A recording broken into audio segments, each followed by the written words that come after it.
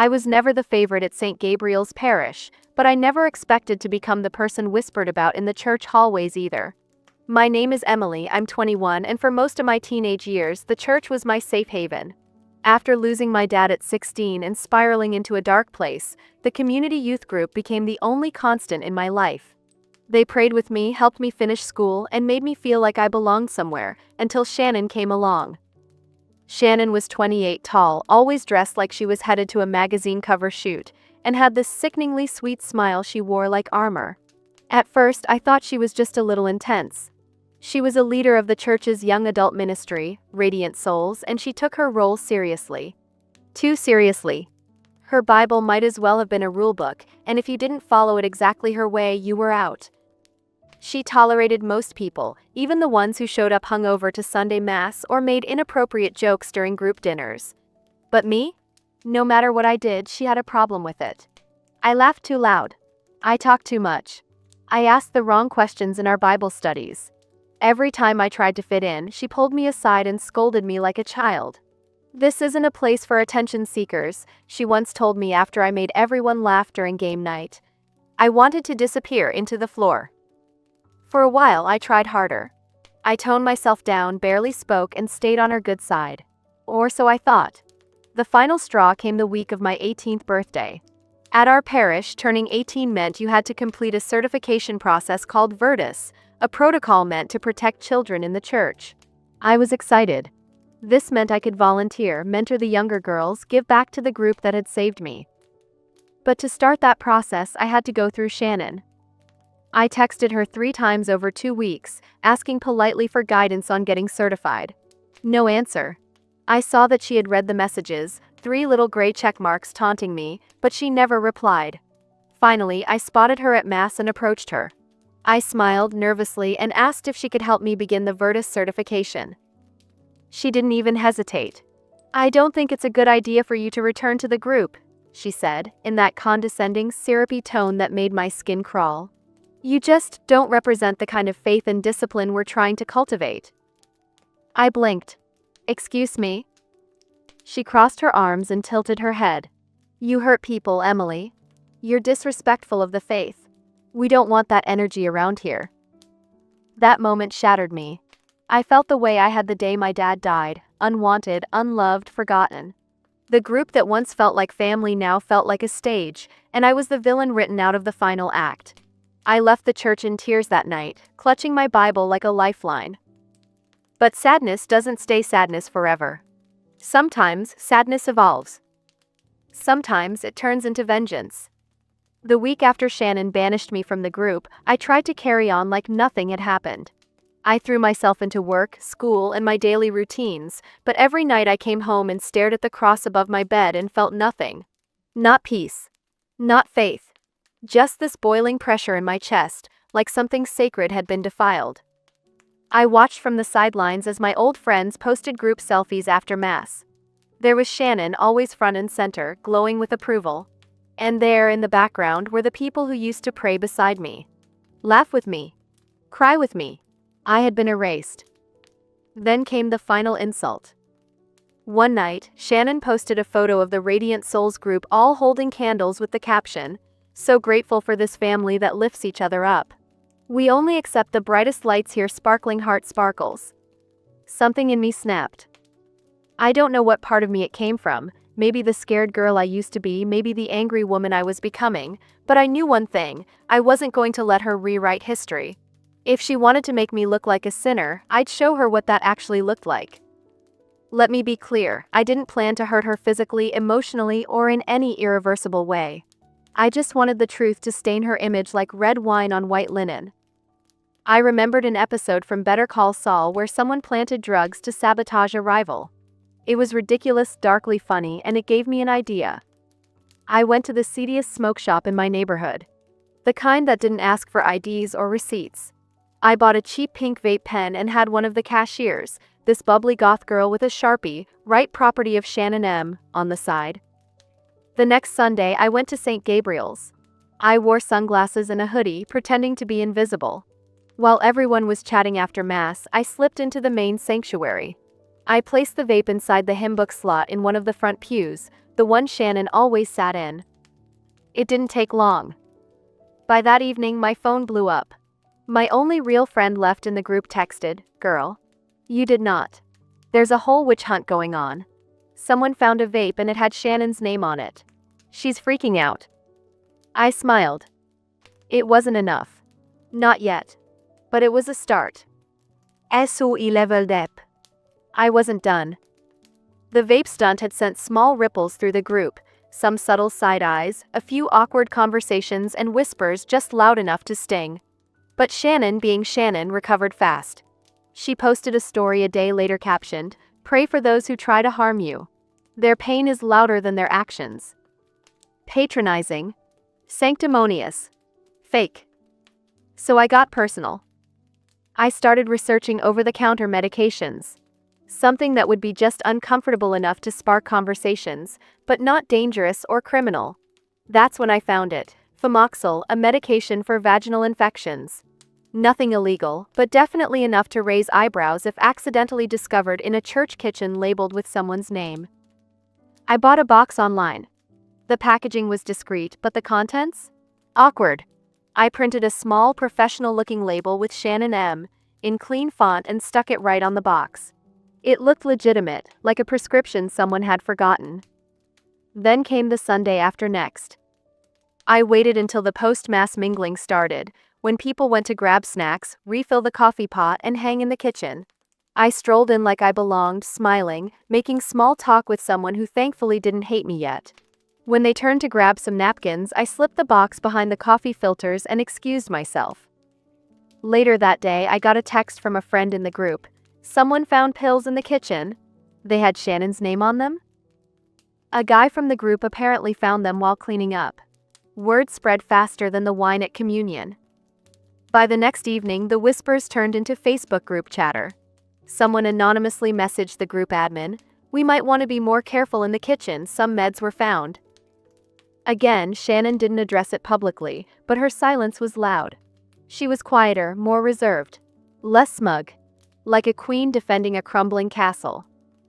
But the best was yet to come. If Shannon thought things were starting to cool down, she was about to be baptized in chaos. I wanted the next move to be smart. Not illegal, not damaging, just exhausting. I didn't want to hurt her. I wanted her to lose control of the tidy little kingdom she ruled with her perfect fake smile. So I turned to eBay. For $35, I bought 80 assorted keychains with random used keys attached. It was genius. Keys don't look suspicious. They look lost. They invite kindness, curiosity, and most importantly, phone calls. Each tag had a spot for a name and a number. I sat at my desk one night with a Sharpie and wrote the same message on each tag. Found keys, Shannon M, XXX, XXXXXX, reward if returned. I took my time. It felt therapeutic in a weird way. Like writing a poem about divine justice. The next morning, I headed out to donate these keys to the city. Grocery stores. Gas stations. Mall benches. Library counters. I slipped them behind restroom sinks, hung them on community boards, left them on cafe tables. Even a few in the lost and found bins at gyms. By the time I finished, I had dropped 54 across town. Within 2 days, it started. I saw Shannon at Sunday, Massachusetts. She walked in, her smile unusually tight. During the post-sermon coffee, I noticed her step away, phone in hand. She looked around, concerned, and whispered into her phone, "No, I didn't lose any keys. Please throw them away." It was music to my ears. People noticed. One guy asked her, "You all right?" She just nodded but didn't return to the group. I watched from behind a pillar, sipping lukewarm church coffee, a front row seat to the unraveling of a hypocrite. But I wasn't done. Not yet. I knew Shannon's patience was wearing thin. And to be honest, so was mine. I didn't want to become obsessed, but every time I thought about stopping, I remembered her voice saying, "You hurt people and disrespect the faith." The way she made me feel like a parasite in the one place I thought I belonged. This wasn't about revenge anymore. It was about making sure people like her learned what it meant to be humbled. So I went digital. There's a website, not exactly obscure, that allows you to sign people up for notifications about every single public project or community hearing in certain counties. Think zoning permits, sidewalk repairs, water supply updates. It's endless. And every form has a little box where you can type in a phone number for real-time alerts. I typed in Shannon's full name, then her number. Then I selected every category. Noise complaints? Check. Environmental impact surveys? Absolutely. Traffic flow studies? Yes, please. Random alerts from a county she doesn't even live in? Perfect. It took me 2 hours and a large iced coffee to complete the whole thing. The next morning, I heard from a friend in the group. Shannon looked like she was about to scream today. Her phone kept buzzing during prayer. I pictured her trying to look holy and composed while alert. County Zoning Revision Parcel 8C popped up for the 7th time in 10 minutes. The best part? You can unsubscribe easily. The confirmation emails go to the sender, not the number. And I wasn't even remotely done. I didn't want her to just be annoyed, I wanted her to crack. By now, Shannon had become a different version of herself. Less polished. Less composed. She started arriving late to Mass and leaving early. Her once endless Instagram stories of group gatherings and Bible verses? Silent. Like someone had hit mute on her highlight reel. I knew she felt the pressure. But I wasn't ready to forgive. Forgiveness comes after accountability. And Shannon hadn't apologized. Not once. Not to me. Not to anyone she hurt or manipulated. She just tried to maintain control, gripping her perfect image tighter as it slowly crumbled in her hands. That week, I wrote a confession letter. Not to the church. Not to the priest. But to myself. It wasn't an apology, it was a truth. A truth I had been carrying since that night she humiliated me and told others to cut me out of their lives. I wrote about what it felt like to be gaslit by someone who claimed to be a spiritual guide.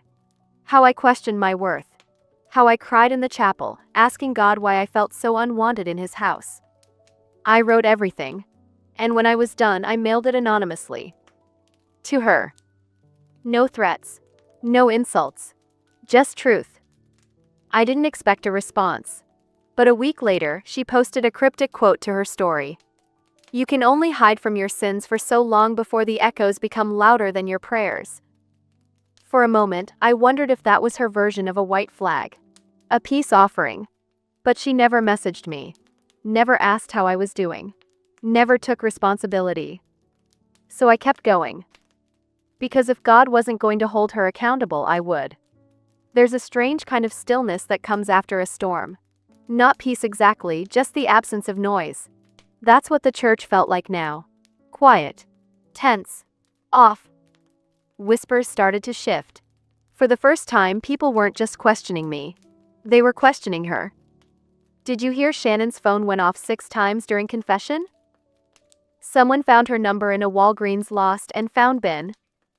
I don't know what's going on with her lately, but she's different. She was unraveling.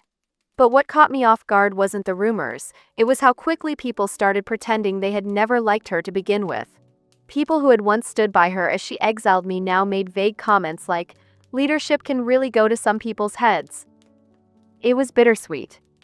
I wanted justice, but I didn't want hypocrisy in reverse. I didn't want them to become Shannon, just on my side now. I didn't need cheerleaders. I needed clarity. So I stopped going to Mass altogether. For a while. I focused on therapy. On journaling. On unlearning the twisted version of faith Shannon had wrapped around my throat. I started reading books on spiritual trauma, and for the first time I didn't feel alone. There were others like me, people hurt not by faith, but by the people hiding behind it. One evening, I walked past St. Gabriel's. The sun was setting behind the steeple. The stained glass windows were glowing. It was beautiful. And I didn't feel rage anymore. But I still wasn't done. Because there was one final piece missing. Shannon had ruined my reputation inside that church. I wanted the world outside to know who she really was. It started with a template. I opened Canva and designed a flyer that looked like a church bulletin. Clean. Respectful. But layered with subtle venom. At the top. Is your spiritual leader truly leading? Below that, I added bullet points, each one styled like a gentle question. Have you noticed unusual behavior in your ministry leaders? Has gossip taken the place of grace? Are members being excluded without cause or explanation? Does your faith feel conditional around certain people? Then, at the bottom, if any of this resonates with your experience at St. Gabriel's, you are not alone. I linked to a Google form with anonymous submission options. I wanted stories, patterns, truth. Then I printed 50 copies. The next Sunday morning, I woke up early and dressed in all black like a spiritual ninja. I slipped into church before Mass and quietly placed the flyers on windshields, in the pamphlet racks, inside hymnals. I even tucked a few inside the women's restroom stall doors. By noon, it had already reached someone on the church council. By evening, the form had 12 submissions. None of them were mine. Some were simple. I always felt watched by Shannon, like I couldn't be myself. Others were more serious. She told me I wasn't allowed to lead prayer because I had a tattoo. Said I was a distraction. One person wrote. She said I was too flamboyant to serve as a youth mentor. That parents would talk. I cried reading them. Not because they hurt, but because I wasn't the only one anymore. Shannon wasn't just strict. She was selective, judgmental, biased. And people were finally saying it out loud. It didn't take long. Within a week, murmurs in the church grew louder than the Sunday choir. People started asking real questions, to each other, to the leadership, and even to Shannon. The head of the parish council issued a statement during announcements. We've received some concerns regarding how members are being treated within ministry leadership. We are listening. We will be holding a community forum after next Sunday's Mass. Shannon didn't post her usual Monday morning Bible verse. In fact, she didn't post anything. The night of the forum, I didn't go inside. I waited outside in my car across the street. But one of my old friends was there. She messaged me halfway through. Shannon is shaking. She tried to deny everything, but people are actually standing up, telling stories. Some of them I've never heard before. I felt a chill. It wasn't just about me anymore. This had grown into something bigger, something structural. And for once, the system was listening. 2 days later, the church quietly updated its website. Shannon's name was gone from the leadership team list. No announcement. No farewell post. Just removed. She hadn't been fired, but she'd been asked to step down for the health of the community. That's church code for we can't defend you anymore. I should have felt triumphant. But I didn't feel joy. I felt something else. Closure. Not the dramatic, cinematic kind. Just the quiet kind, the kind that comes with no longer feeling like you're the one who's broken. She still had her defenders. There were whispers that it was all some big misunderstanding. That Shannon had been targeted. But I didn't care anymore. People saw her for who she was. The mask had cracked. And the girl she exiled? She was writing her own ending now. I visited the chapel one last time. Not on Sunday. Not during Mass. Just on a quiet weekday afternoon when the sun slanted through the stained glass and dust danced in the beams like soft confetti. I sat in the very back pew, where they used to shuffle me aside like I didn't belong. And I breathed. For the first time in a long time, the air didn't feel heavy. The silence didn't feel accusing. The cross above the altar didn't seem to be staring me down. I closed my eyes and whispered a quiet truth. I forgive you. But I'll never forget. Not because I wanted to hold a grudge, but because forgetting would mean erasing the version of me that survived it. The me that stood back up after being humiliated. The me that turned tears into strategy and strategy into change. The me that built power in silence when my voice wasn't allowed to speak. I lit a candle for myself. Not for Shannon. Not for the church. For me. And then I left. I don't know where Shannon is now. Maybe she's regrouping. Maybe she's playing victim. Maybe she's learning. That part's not mine to write.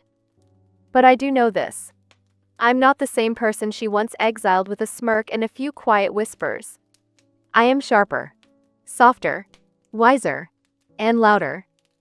And while she once tried to define my faith, I've reclaimed it, piece by piece. Not through sermons, but through resistance. Not with hymns, but with justice.